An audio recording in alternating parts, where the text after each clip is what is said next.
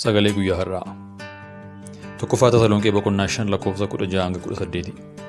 Yeroo hundumaa gammadaa, kadhata keessan ittuma fufaa malee hin dhiisinaa. Waan hundumaatti Waaqayyoon galateeffadhaa.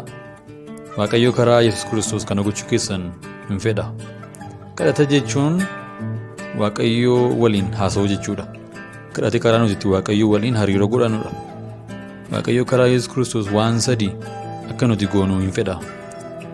Tokkoffaan yeroo hundaa kadhachuu, akkamittiin ganamas galgalas iddoo hojii keenyaatti jireenya kadhataa qabaachuu hafuuraan deddeebi'uu jechuudha.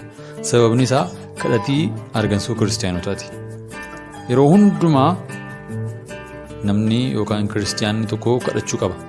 Lammaffaan gammaduu.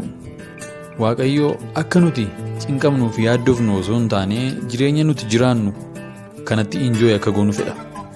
Sababni isaas yaaddoon keessan Waaqayyotti laadhaa jedheera waan ta'eef sagalee Waaqayyoon yeroo hundumaa gammaduu qabda jechuudha. Waan hundumaattiyyuu yeroo hundumaattiyyuu haala jirtu keessattiyyuu yaaddoo kee cinqii kee Waaqayyotti laadhuuti gammaddi injooy godhi. Qabxii sadaffaan yeroo hundaa Waaqayyoon galateeffachuu. Namni Waaqayyoon galateeffatu yeroo hundumaayyuu mo'icha kan biraatiif of qopheessa. Waaqayyoon galateeffachuun bu'aan isaa mo'icha dabalachuudha. Waan haaraa dabalachuudha. Eebbifamtaniittu yeroo gaarii qabaadhaa.